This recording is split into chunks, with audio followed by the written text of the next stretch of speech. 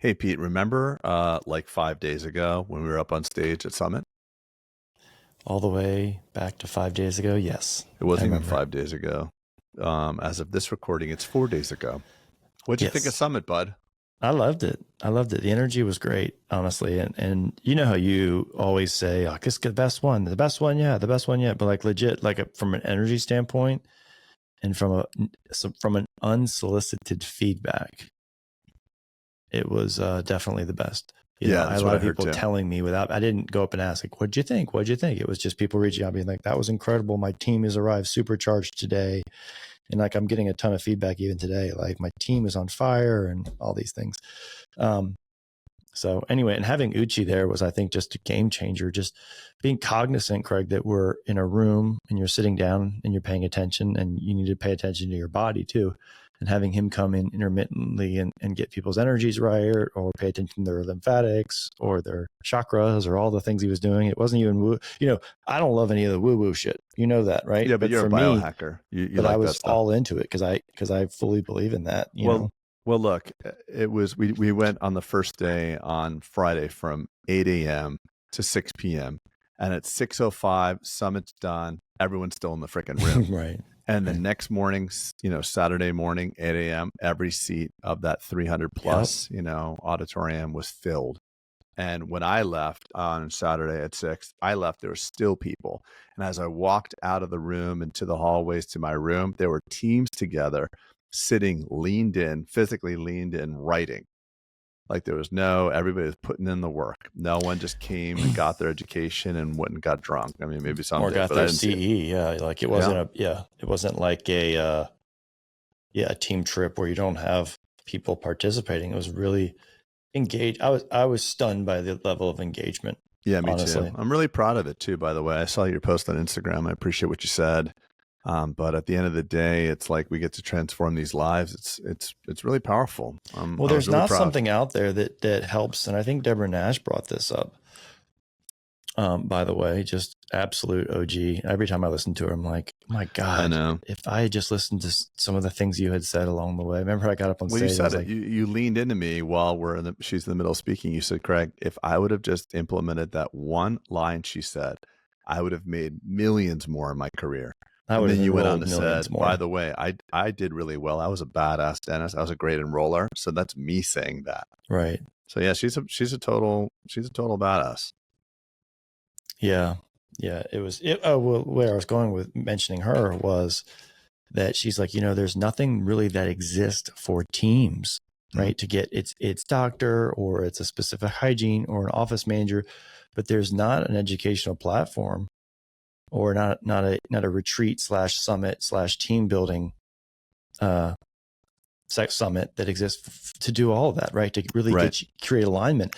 And I got to tell you, my overwhelming takeaway when, we get on the floor, you and I, and we do, interventions is probably for lack of better word, intervention, right? We get on and we say, who's here's got this problem, through kind of our workbook that we go through. And I'm sure you saw this as well as I did, but the overwhelming consensus was that doctors feel overwhelmed. They feel they feel they are becoming the impediment to their progress, right? Because they're involved with so many things flow through them, and they feel overworked and overstressed, and their team feels like they're kind of in the way as well. And so that is such an inflection point, and where you can start transitioning into the next phases.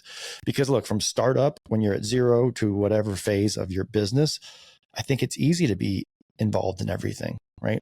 But as you start growing, and as operational things start happening, and you get, over 10, 20, 30 employees, whatever it may be, you simply cannot operate with the same skill set that you had, you know, for the first 10 employees, if that makes any sense. So I just Perfect saw it sense. over and Yeah, over that was an again, over and overarching over theme. again, is that I'm in the way. I know it, it's hard for me to say this kind of thing. And then have the team rally around, like, there, for instance, I'm thinking about that example over to the right, where he was like, I know I'm Yeah, the that's problem. exactly what I was thinking of too. So it was a hygienist standing up. The doctor was out of the room, Yep. and then he came back in. Is that what you're talking about? Yep. Well, that was actually the second one, but yes, that was the same side. Yes. Yeah. And I'm just saying, like, we're here. Yeah, it was We got basically you, doc. We got you. And it wasn't him coming in saying, hey, I need to pull back. It was the team. So much happens when there's consensus, right? When you have weigh-in, you have buy-in, or you have buy-in, you have weigh-in kind of thing. And there's so much happens when everyone's like, yeah, we agree to this, and therefore we're accountable to the resolution of this, right? Right. Versus you just coming in as a declaration of saying, this is what I'm going to do, and this is what's going to happen. Yeah, if I were to distill it down, like this overarching recurring theme of, hey guys, I'm overwhelmed. And then the team is like, we got you, doc. Like, you don't have to be. Let us handle this. It was like a loving response. Like, we've got you. We believe in you. We know what you're doing. Like, there was so much engagement. So I guess it must be that the type of doctor that enrolls in a Bulletproof Summit already believes in their team, because I didn't see a lot of arms folded hygienists like, we're freaking here. It was like leaned in. It's like, doc, we're so thankful you brought us here. We just see a massive possibility and future for this practice. Throw us in, coach, like put us in. It was that type of, so it's obviously the avatar of person that listens to this Bulletproof podcast and is exposed to us, understands the power of the team, then in turn invests in them to take them to a summit, because like we went head to head with 2 other summits. There's 3 summits, and all 3 of those are doctor focused. It's like, hey, doctor, this is not your team. You don't bring your team to those 3 other summits. At least the ones what I'm thinking of. I don't want to mention any names, but those are like geared for the doctor to learn. And it was incredible. But I'm super proud of what we did, and also, the mastermind nearly filled up from stage and from recurring. It actually causes, so Craig, let me double click on this for a second. I'm actually thinking back on my journey. It actually causes, and I'm going to coin a phrase that I don't have a better word for, like entrepreneurial friction. Meaning I go learn all these things. I go do all these things. I speak to these people. I go to these conferences. I learn from people who've been there, done that kind of thing. And then I come home, let's call it 10 years ago. And then I would come home and be like, that's what I want to do. Right. And then my hair was on fire, and that's what I wanted to do. But no one else knew that happened. No one else had those conversations with me. No one else had those experiential, being at the hotel or the conference or the dinners or whatever. No one had that experience with me on my team side. So I was being pulled very hardly from my own wishes and desires. And I felt like I was being held back because no one understood me and no one got this, and like, why don't y'all know this kind of thing? And it's like, it's just a little dysfunctional to be attending. So if I can paraphrase what you're saying that you were immersing yourself in rooms that were so far ahead of where you were that when you got back, you were unrelatable to your team to get them back to the standard you wanted to bring them to. Yeah. So you saw life at 8, 9, and 10, and then mad at your team that they're at 2. Yeah. Like, come on, guys. I saw glimpses of the vision that I wanted, and that's a great point. And no one got to participate with me. Therefore, it was just friction, man. And it made you feel alone. It made you feel like, what are you guys doing? And back to your comment, like you do a lot, like no one cares like I care kind of thing. And it's like, that is such bullshit, because they just don't have the same context. Yeah. Because you didn't take them. Right. So what, on the counterpoint to that, what we accomplished last weekend is that those teams were immersed. And I want to make sure that people are hearing this as like, okay, so the majority of the people that are listening to this podcast right now did not go, because we had 300 and some odd people on a podcast, could have thousands of people that are listening right now. So I don't want you to hear this 6, podcast. Regular listeners, 6,000 regular listeners. Okay. So I don't want people to hear, well, geez, I guess they'll tune this episode out because they didn't go to that. No, you can still benefit from this message. The message is most commonly it's the business owner that's in the way. It's the psychology and skill set of the business owner. So if your psychology, your belief is that no one understands, and how do I drive these people and I can't get engagement, you have to lead them first. You have to pour into them first. So even if you didn't go to the summit, sitting down with your team and having an honest conversation like, hey guys, we're going to take an hour here. I got no leadership or business training in school, and I just want to get a reset. I want to create a better opportunity for growing this practice. I want to create more economic freedom for all the people that work here. I want to serve the patients better. What are things that you're seeing that can help us advance as a team together?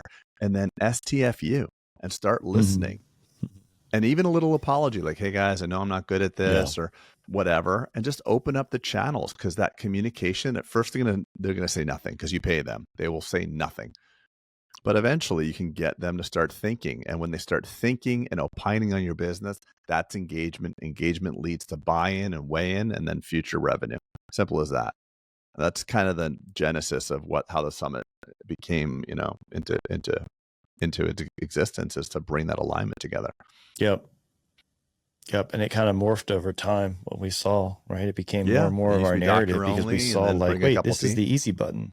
Right? Yeah. So we saw the correlation with those that brought their team into the decisions. And I noticed that, like, an amazing companies that always have the best engagement, the best team engagement.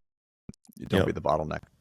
Anyway, I wanted to pivot. So awesome with that. I do want to pivot just for 1 second, Pete, and talk to you about something that I'm seeing. So I think I mentioned this to you, but we rolled back one of our pricing on a specific service to a fee that we haven't done in 12 years, or maybe longer. It's our clear aligner fee.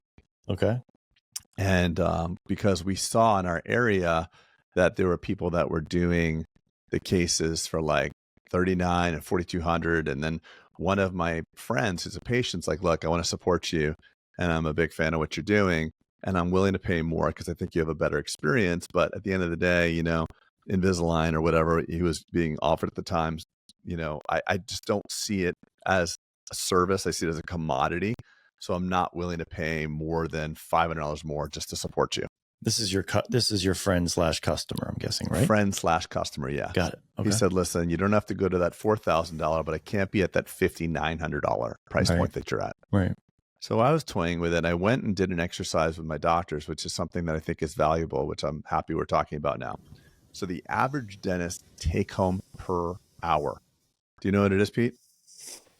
Net, like cash after taxes? Cash in your pocket. Probably $100, $120. Yeah, that's right on the money. Like between 95 and 115. So let's call it $100. So what I do, because a lot of times fees are really arbitrary. Johnny down the street charges $2,000 a crown, so you feel like crap when you charge $1,200. But if you have a way to do a procedure fast and efficiently, your prices can change. So with Invisalign in our practice, I know that you're the same, we do a lot. So we have a volume discount, so our lab fee is less. So barring that, I asked the doctors, how many hours does this thing take you? I said, well, about an hour for the clean check, an hour for this, an hour for that. And we summed up, it was about 5 hours for this case. So I said, okay, the average doctor take home is $100. So let's juice it. Let's get you $200. So some of these doctors, let's just assume 32%, whether they're associate or owner, let's call 32% take home. So $1,000 divided by 32% minus up the lab fee. And I'm losing myself in this math, so give me 1 second. So 5 hours at $200 is $1,000 divided by 32% gets us to $3,125, plus the lab fee of whatever. Let's call it $1,500 depending on where you are. Our lab fee happens to be lower, but that brought us to $4,400. So we looked at it and said, okay, our fee of $5,800 doesn't have to be $5,800 in order to make the doctors happy. It has to be $4,400. So we rolled our pricing back, and our numbers have gone through the freaking roof. Your enrollment numbers, right? Your start numbers. Our starts are going through the roof. So you're saying the cost to provide this service from a doctor, cost of labor is what? You said 1,000? Well, I designed it as not even cost of labor. What do you want to make? So let's count up, and this math could be done for any single I guess where I'm going with this, Craig, I don't need to know the specifics of the math, but so you essentially have about a third in this scenario, right? Of course, yeah. Meaning the lab bill is about a third of the cost, let's just call it. The doctor, the associate deploying the treatment, about a third, and then the business makes about a third. Is that right? Yeah, 100%.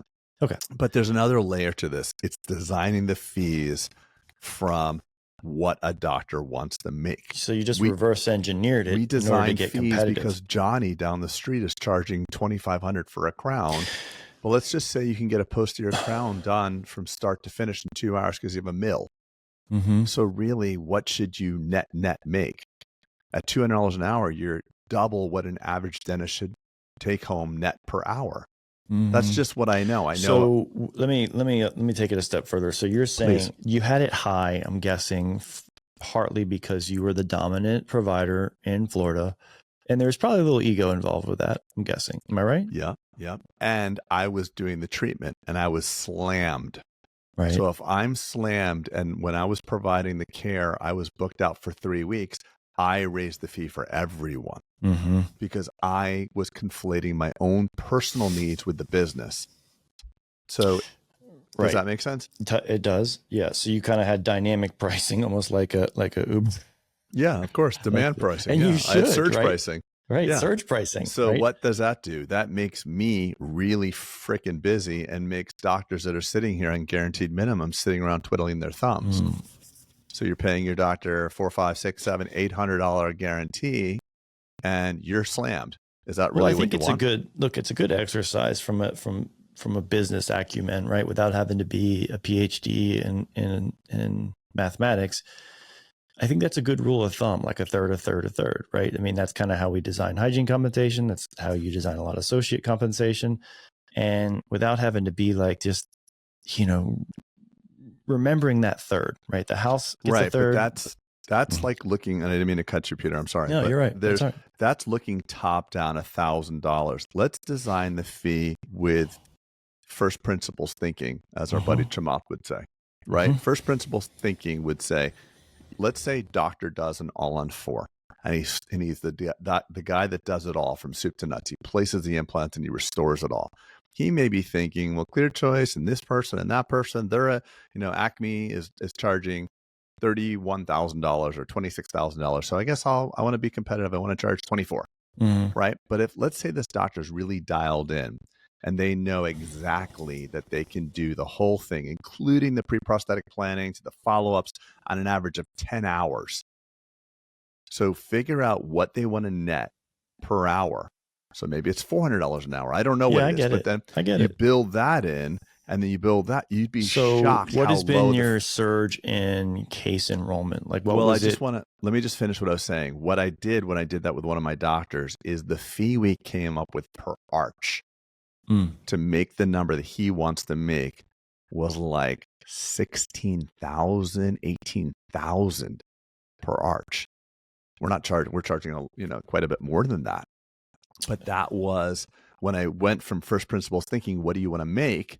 That's where it is. There's what I'm trying to say here is that the mid-market dental, the market in the mid market is massive. So I talked to Dr. Joy, shout out Dr. Joy on Instagram. She's dominating in FMRs at a mid-market price. She's not at that high level, not the bottom, like that right mid-market. And she's efficient in slamming cases, like doing them tons. She's booked out forever. But I think there's a lot of ego attached to fee. And I think there's a lot of dentists that are sitting there right now, listening in their offices. They could be busy with a patient, but they're listening to us. And if they just were a little bit less egoic about their fee and more realistic about what they want to make per hour, they'd be slammed. And yes, when you're fully minted and everybody knows you and you've paid your dues, then your pricing can increase. And I always mention this, Peter, you could fly tonight from Atlanta to Paris. I don't know, it's about 2:30 Eastern. You can get in a flight at 5:30 p.m., but I guarantee you that coach seat is going to be like $8,000. If you're just willing to wait till October and pre-book it, you can fly first class for $1,500. So there's dynamic pricing in everything except in most dental offices. The fees are the fees.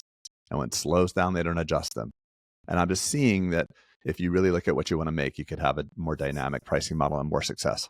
That was my rant. I think it's great. That's my rant. I think it's great to have some price elasticity for sure, especially with something that is, you're right, like people, they have commoditized that one service because they think to the consumer, all clean checks are created equal kind of thing, right? Yeah. I think they're just buying a set of tires, unfortunately. No one knows really the only calibration of that person providing is the one that Invisalign gives you, a diamond provider, not diamond or whatever. I don't even know the tiers. And the patients don't even care, by the way. They don't care, right? But it affects your pricing. So I mean, let's face it. Look at with what Smile Direct Club, it proved the model that the doctor to the consumer, the doctor is mostly irrelevant. right, Like I'll right. take my own Price goofy was the number impression, send one. it in a, yeah. Like, hey, at the time, the American Academy of Orthodontists is saying, hey, trust your smile to an orthodontist and don't go to a dentist.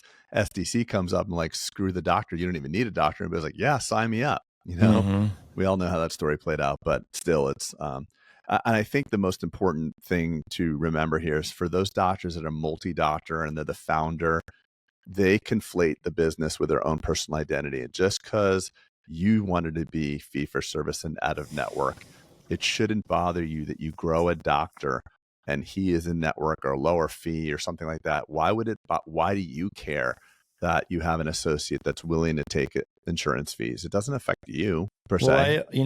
And I always said this, Craig, when I was, when I was clinical and hiring docs and trying to build locations and scale and all these things, I said to my team when they were like, why are you always giving treatment to the other doctors? Why are you always kind of triaging stuff? Right.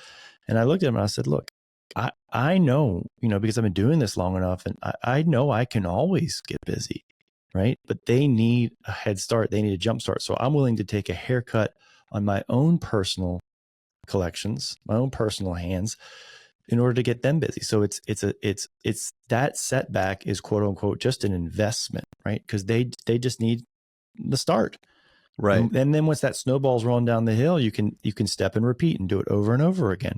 And that, in my opinion, is like the greatest hack to grow your business. If you ever want to pull back or cut down days and you are not good at building other people up, meaning other associates up, you are not good at either hiring them or getting them busy or training them, you will never be able to.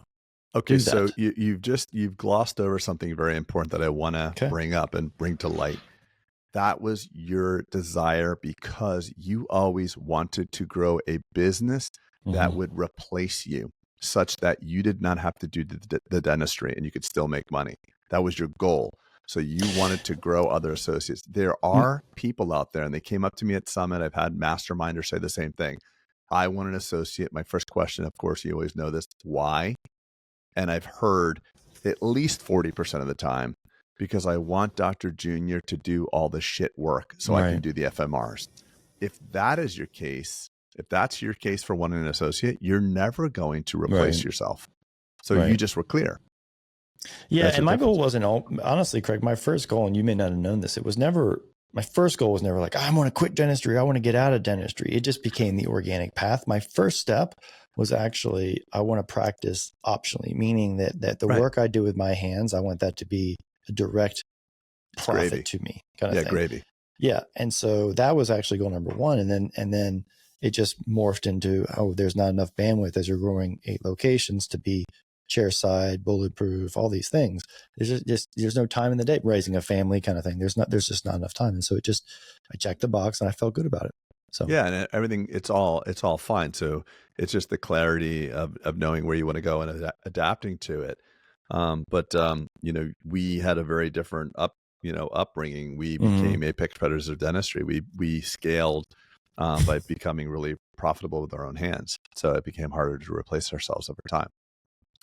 Anyway, I just think that's important, like first principles thinking and how you determine your fees, and not just because of that's what everybody says. The other takeaway I had was I was having a conversation about building construction because, as you know, you weren't on that pod, but I was talking. Yeah, I'm listening to it right now, though. I like it. Going through stuff, and there's never a level where I'm going with this is my 11th build, Craig. 11. Jeez. Okay.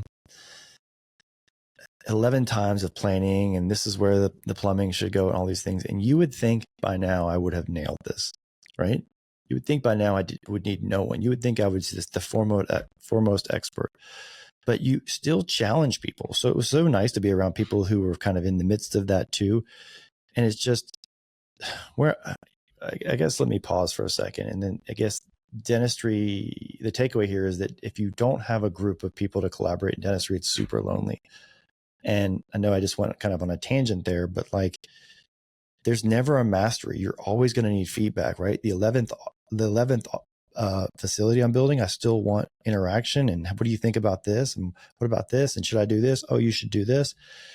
There's just something so powerful about a community of people who genuinely want the best for you. And the other beautiful thing where I'm trying to go is that this is why I like dentistry so much, is that there's never a perfect end point. You're always learning until the day you're going to die, if you choose, because there's always more to learn. There's always more leadership. There's always more facilities. There's always more to learn about the plumbing in the slab, whatever it may be. There's just so much that you're never going to get bored, and you're never going to be like, I got this, I don't need anyone ever again kind of thing. You're never ever going to be that way. And that is really cool. What would suck is that if you did it for 5 years and you're like, everything's figured out, I got it, team, buildings, facility, I got this figured out. Hence, like the mastermind, which is like why I think we see so much re-enrollment year after year. I mean, we have 3 and 4 year masterminders that have done it. And do they know the material at this point? Yes. They know how to, they know how to set up this marketing campaign, or they know how to, whatever it may be, right? They know the subject matter. What they love though is the accountability. They love though the community. They love being able to bounce things off. What do you think?